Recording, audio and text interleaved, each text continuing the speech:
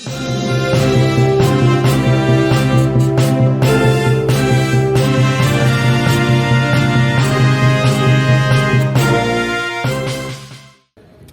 രാവിലെ ചില മാധ്യമങ്ങൾ കൊടുത്ത വാർത്തകൾ എൻ്റെ ശ്രദ്ധയിൽപ്പെട്ടു.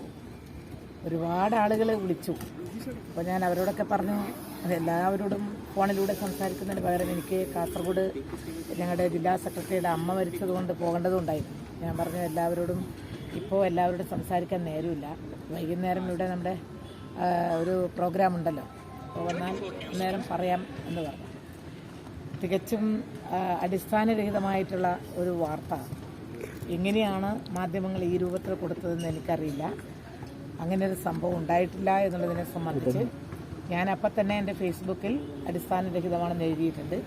മാത്രമല്ല, ഞങ്ങളുടെ പാർട്ടിയുടെ സംസ്ഥാന സെക്രട്ടറിയും അത് കഴിഞ്ഞതിന് ശേഷം ജനറൽ സെക്രട്ടറിയും മാധ്യമങ്ങളോട് സംസാരിച്ചിട്ടുണ്ട് എന്നാണ് ഞാൻ മനസ്സിലാക്കിയിട്ടുള്ളത്.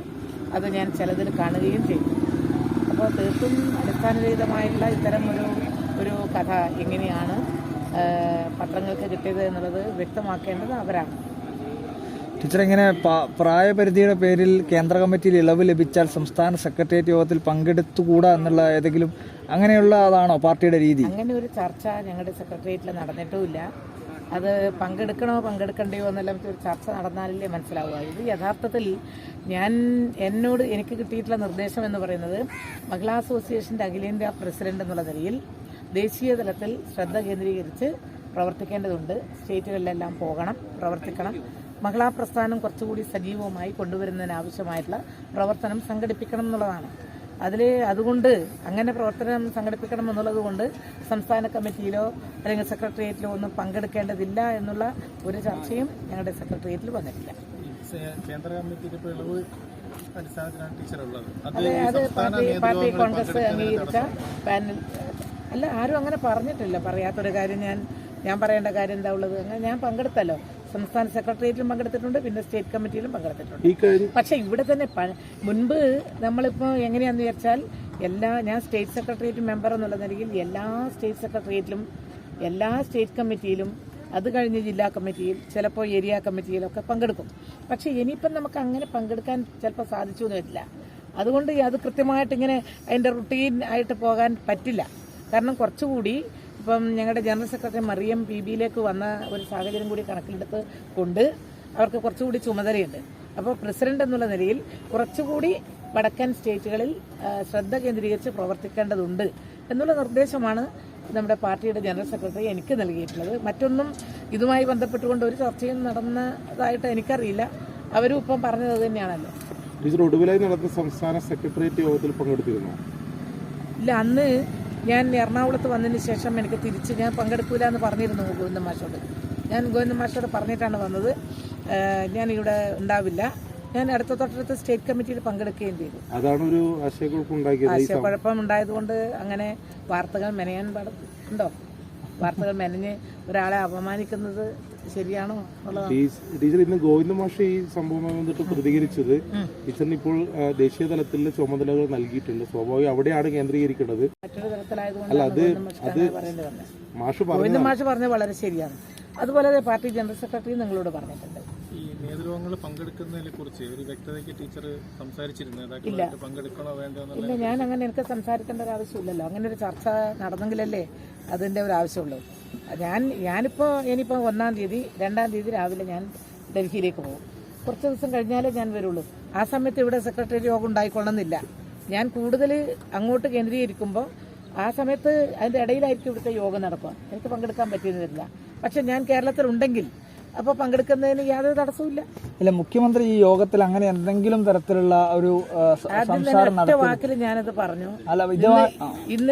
ഇന്നത്തെ ആ വാർത്ത തീർത്തും അടിസ്ഥാനരഹിതമാണ് എന്നതിൽ എല്ലാം അടങ്ങിയിട്ടുണ്ട്. ടീച്ചർ മുതിർന്ന നേതാവാണ്, കേന്ദ്ര കമ്മിറ്റി അംഗമാണ്. ടീച്ചർക്കെതിരെ ഇങ്ങനെ അതിൽ പറഞ്ഞതുപോലെ വാർത്ത വരണമെങ്കിൽ എന്തായിരിക്കും? അതാണ് അങ്ങനെ എന്തെല്ലാം വാർത്തകൾ. ഇന്ത്യയിലെ ഏറ്റവും സീനിയേഴ്സ് ആയിട്ടുള്ള കുറച്ച് നേതാക്കളിൽ ഏറ്റവും തലമുതിർന്ന നേതാവാണ് നമ്മുടെ എല്ലാം ആദരണീയനായ കേരളത്തിൻ്റെ മുഖ്യമന്ത്രി കൂടിയായിട്ടുള്ള സഖാവ് പിണറായി. അപ്പോൾ സഖാവ് പിണറായി ഇങ്ങനെ പറഞ്ഞു എന്ന് വരുത്താൻ ആർക്കെങ്കിലും ആഗ്രഹം ഉണ്ടായിരുന്നോ എന്ന് എനിക്കറിയില്ല. അല്ല, അത് അദ്ദേഹത്തെ അപമാനിക്കാനാണോ അദ്ദേഹം ഉദ്ദേശം? അതല്ല, അദ്ദേഹത്തെ പോലെ ഏറ്റവും തലമുതിർന്ന സമാദരണീയനായ ഒരു നേതാവിൻ്റെ വിലക്കെനിക്കുണ്ട് എന്ന് മറ്റുള്ളവരെ അറിയിച്ചുകൊണ്ട് പാർട്ടിക്കുള്ളിൽ ആശയക്കുഴപ്പമുണ്ടാക്കാൻ എനിക്കൊരു അപമതിപ്പുണ്ടാക്കാൻ ആണോ എന്താണ് ഉദ്ദേശം എന്നുള്ളത് എനിക്ക് മനസ്സിലായിട്ടില്ല. ഏതായാലും ഞാൻ പാർട്ടിയുടെ തീരുമാനം എന്താണോ അത് അംഗീകരിക്കാൻ എപ്പോഴും തയ്യാറായിട്ടുള്ള ഒരു വ്യക്തി എന്നുള്ള നിലയിൽ പാർട്ടി തീരുമാനം എന്താണ് ആ തീരുമാനത്തിനനുസരിച്ച് പ്രവർത്തിക്കുക എന്നുള്ളതാണ് ഞാൻ ഈ കഴിഞ്ഞ 50 കൊല്ലവും ചെയ്തിട്ടുള്ളത്. 50 അല്ല, ഞാൻ അധ്യാപക സംഘടനാ രംഗത്ത് 18 വയസ്സ് മുതൽ പ്രവർത്തിച്ച ഒരാളാണ്. 72 ദിവസത്തെ ഡൈസ്നോൺ അടക്കം നേടി പ്രവർത്തിച്ച പൊരുതിയ പോരാട്ടത്തിൽ പങ്കെടുത്തിട്ടുള്ള ഒരു വ്യക്തിയാണ്.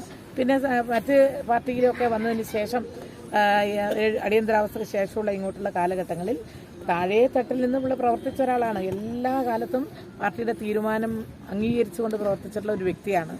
ഇനിയും ഇപ്പോൾ 75 വയസ്സിൽ എനിക്കെങ്ങനെ നീട്ടിക്കിട്ടുമെന്നൊന്നും ഞാനും കരുതിയിട്ടില്ല.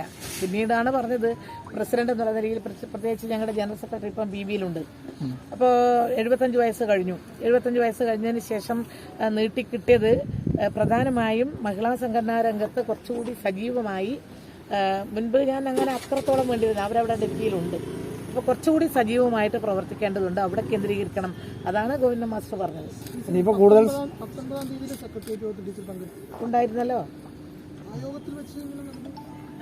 അത് ഇനി മറ്റാരോട് ചോദിക്കാനാന്ന്, ഈ എഴുതിയ ആളോട് ആരാന്ന് വിചാരിച്ചാൽ അവരോട് ചോദിച്ചു നോക്കും. അല്ല, ഞാൻ പറഞ്ഞല്ലോ, ഇവിടെ ഞാൻ കേരളത്തിൽ ഉണ്ടാകുന്ന സമയത്ത് സെക്രട്ടേറിയറ്റ് യോഗം ഉണ്ടെങ്കിൽ പങ്കെടുക്കുന്നതിന് വിരോധം ഉണ്ടാവില്ല. കൂടുതൽ സമയം ഡൽഹിയിലായിരിക്കും. അതെ, കേരളത്തിൽ ഇനി ഇപ്പം ഞങ്ങളവിടെ അങ്ങനെ കുറച്ച് പേരുണ്ടല്ലോ. ഞങ്ങൾ ട്രഷറൊക്കെ ആന്ധ്രയിൽ നിന്നുള്ള അവർ മിക്കവാറും ഡൽഹിയിൽ സെൻറ്ററിൽ വർക്ക് ചെയ്യണം എന്നുള്ള തീരുമാനമാണ്. അതിനനുസരിച്ച് അവർ അവിടെ തന്നെയാണ് വർക്ക് ചെയ്യുന്നത്.